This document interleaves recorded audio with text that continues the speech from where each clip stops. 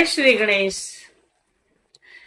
महाप्रलय काल में केवल सद ब्रह्मा की सत्ता का प्रतिपादन, उस निर्गुण निराकार ब्रह्मा से ईश्वर मूर्ति सदाशिव का प्राकट्य, सदाशिव द्वारा स्वरूप भूत शक्ति अंबिका का प्रकटीकरण और उन दोनों के द्वारा उत्तम क्षेत्र काशी या आनंद वन का प्रादुर्भाव, शिव के वामांग से परम पुरुष विष्णु का आविर्भाव तथा उनके सकाश से प्राकृत तत्वों की क्रम से उत्पत्ति का वर्णन। श्री शिवाय नमस्तुभ्यं।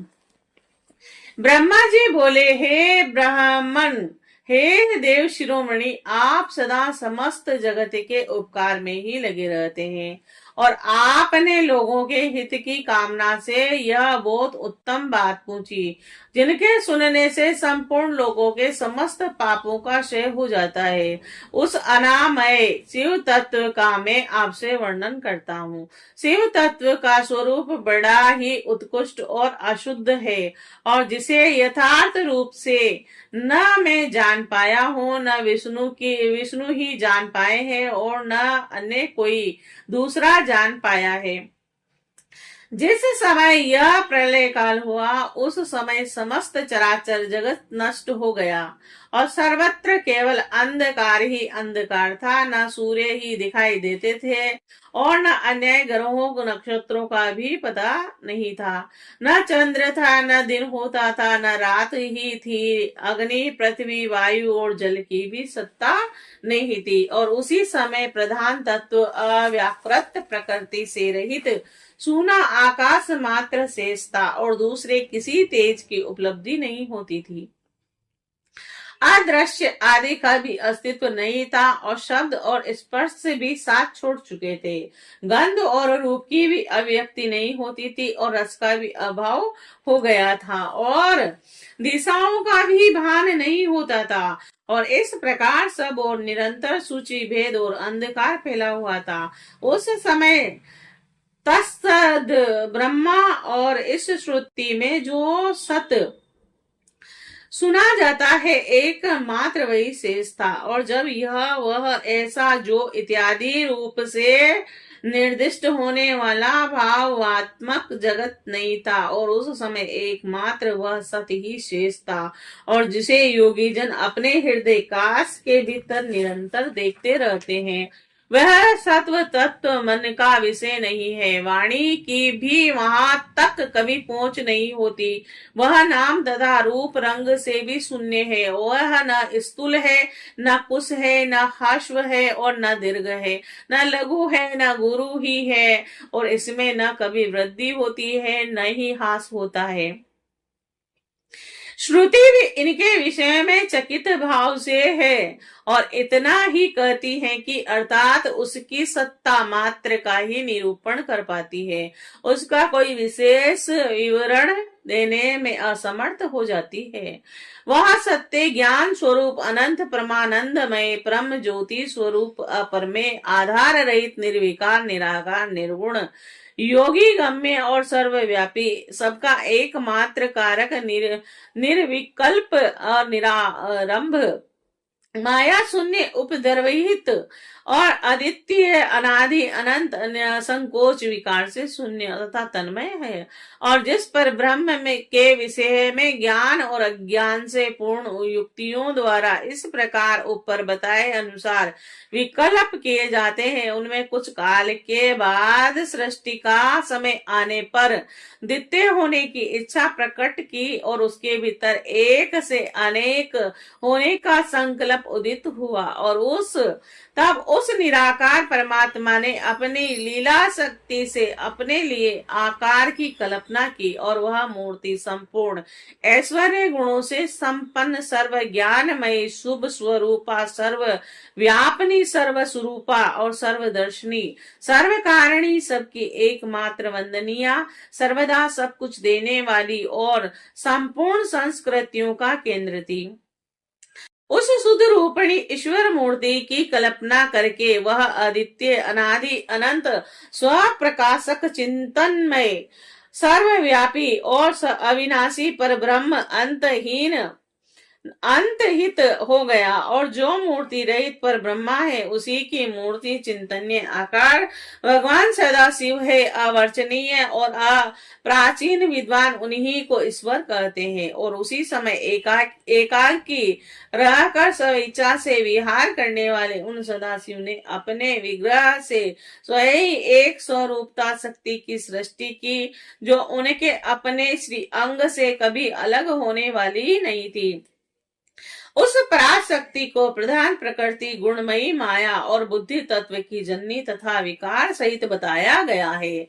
वह शक्ति का अंबिका कही गई, और उसी को प्रकृति सर्वेश्वरी, त्रिदेव जननी, नृत्या और मूल कारण भी कहते हैं। सदाशिव द्वारा प्रकट की गई उस शक्ति की 8 भुजाएं हैं, और उस शुभ लक्षणा देवी के मुख की शोभा विचित्र है।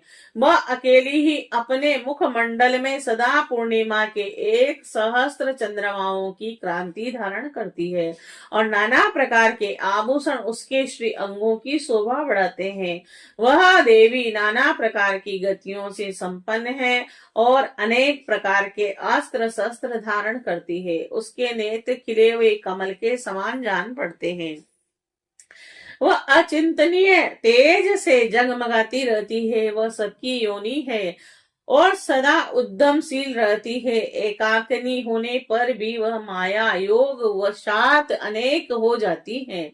वे जो सदा शिव है उन्हें परम पुरुष ईश्वर शिव शंभु और अनीश्वर कहते हैं। वे अपने मस्तक पर आकाश गंगा को धारण करते हैं, और उनके भाल देश में चंद्रमा शोभा पाते हैं, और उनके 5 मुख हैं, और प्रत्येक मुख में 3 नेत्र हैं।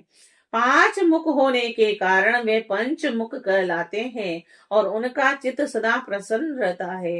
वे 10 भुजाओं से युक्त और त्रिशूलधारी हैं, और उनके श्री अंगों की प्रभा कपूर के समान श्वेत गोर है। वे अपने सारे अंगों में भस्म रमाए हैं। उन काल रूपी ब्रह्मा ने एक ही समय शक्ति के साथ शिवलोक नामक क्षेत्र का निर्माण किया था, और उस उत्तम क्षेत्र को ही काशी कहते हैं। वह परम निर्माण का मोक्ष का स्थान है, और जो सबके ऊपर विराजमान है। जो प्रिया प्रियतम रूप शक्ति और शिव जो परमानंद स्वरूप हैं, उस मनोरम क्षेत्र में नृत्य निवास करते वह काशीपुरी परमानंद स्वरूपणी है। और हे मुने, शिव और शिवा ने प्रलय काल में भी कभी उस क्षेत्र को अपने सानिध्य से मुक्त नहीं किया है, इसीलिए विद्वान पुरुष उसे अविमुक्त क्षेत्र भी कहते हैं। वह क्षेत्र आनंद का हेतु है, इसीलिए पिनाक धारी शिव ने पहले उसका नाम आनंद वन रखा था, और उसके बाद वह अविमुक्त हो के नाम से प्रसिद्ध हुआ। हे देव ऋषि, एक समय उस आनंद वन में रमण करते हुए शिवा और शिव के मन में यह इच्छा हुई कि किसी दूसरे पुरुष की भी सृष्टि करनी चाहिए, और जिस पर सृष्टि संचालन का महान भार रखकर हम दोनों केवल काशी में रहकर इच्छा अनुसार विचरण करेंगे और निर्वाण धारण करेंगे। वही पुरुष हमारे अनुग्रह से सदा सबकी सृष्टि करे और वही पालन करे, और अंत में वही सबका संहार भी करे। और यह चित्त एक समुद्र के समान है, और इसमें चिंता की उताल तरंगे उठ उठ कर उसे चंचल बनाए रखती है। इसमें सत्व गुण रूपी रतन, तमोगुण रूपी ग्रह और रजोगुण रूपी मूंगे भरे हुए हैं। इस विशाल चित्त समुद्र को संकुचित करके हम दोनों उस पुरुष के प्रसाद से आनंद काशी में सुख पूर्वक निवास करें। और ये आनंद का वन वह स्थान है जहाँ हमारी मनोवृत्ति सब ओर से सिमट कर इसी में लगी हुई है, तथा इसके बाहर का जगत चिंता से आतुर प्रतीत होता है। ऐसा निश्चय कर शक्ति सहित सर्वव्यापी परमेश्वर शिव ने अपने वांग भाग के 10वें अंग पर अमृत का सिंचन किया, और वहां उसी समय एक पुरुष प्रकट हुआ जो तीनों लोकों में सबसे अधिक सुंदर था। वह शांत था, वह सद्गुण की अधिकता थी, तथा वह गंभीरता का अथाह सागर था। मुने क्षमा गुण से युक्त उस पुरुष के लिए ढूंढने पर भी कहीं कोई उपमा नहीं मिलती थी, और उसकी क्रांति इंद्र नीलमणि के समान शांति, उसकी अंग अंग से दिव्य शोभा छिटक रही थी और नेत्र प्रफुल्ल कमल के समान शोभा पा रहे थे, और उसके श्री अंगों पर स्वर्ण सदृश क्रांति वाले दो सुंदर रेशमी पीतांबर शोभा दे रहे थे, और किसी से भी पराजित न होने वाला वह वीर पुरुष अपने प्रचंड भुजदंडों से शोभित हो रहा था। तदंतर उस पुरुष ने परमेश्वर शिव को प्रणाम करके कहा, ए स्वामिन, मेरे नाम निश्चित कीजिए, मेरा काम बताइए। उस पुरुष की यह बात सुनकर महेश्वर भगवान शंकर हंसते हुए मेघ के समान गंभीर वाणी में उनसे कहने लगे। शिव बोले, हे वत्स, व्यापक होने के कारण तुम्हारा नाम विष्णु नाम विख्यात होगा, और इसके अतिरिक्त और भी बहुत से नाम होंगे जो भक्तों को सुख देने वाले होंगे। तुम सुस्थिर होकर उत्तम तप करो, क्योंकि वही समस्त कार्यों का साधन है। ऐसा कहकर भगवान शिव ने श्वास मार्ग से श्री विष्णु को वेदों का ज्ञान प्रदान किया। तद अंतर अपनी महिमा से कभी अच्युत्य न होने वाले श्री हरि भगवान शिव को प्रणाम करके बहुत बड़ी तपस्या करने लगे, और शक्ति सहित परमेश्वर शिव भी पार्षद गणों के साथ वहां से अदृश्य हो गए।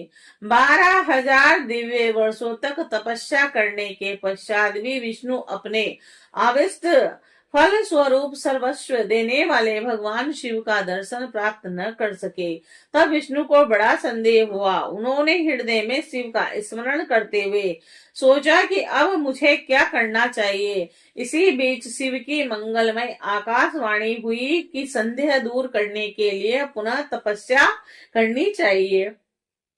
शिव की उस वाणी को सुनकर विष्णु ब्रह्मा में ध्यान को अब स्थिर कर पुनः दीर्घ काल तक अत्यंत कठिन तपस्या की। तदंतर ब्रह्मा की ध्यान अवस्था में ही विष्णु को बोध हो आया, और वे प्रसन्न होकर यह सोचने लगे कि अरे, यह महान तत्व है क्या।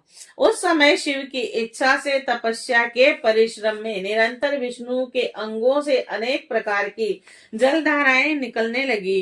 हे महामुने, उस जल से सारा सूना आकाश व्याप्त हो गया, और वह ब्रह्म स्वरूप जल अपने स्पर्श मात्र से सब पापों का नाश करने वाला सिद्ध हुआ। उस समय थके हुए परम पुरुष विष्णु मोहित होकर दीर्घ काल तक बड़ी प्रसन्नता के साथ उसमें सोते रहे, और नार अर्थात जल में शयन करने के कारण ही उसका नाम नारायण, यह सुरति संपन्न नाम प्रसिद्ध हुआ। उस समय उन पुरुष नारायण के अतिरिक्त दूसरी कोई प्राकृत वस्तु नहीं थी, और उसके बाद ही उन महात्मा नारायण देव से यथा समय सभी प्रकट हुए।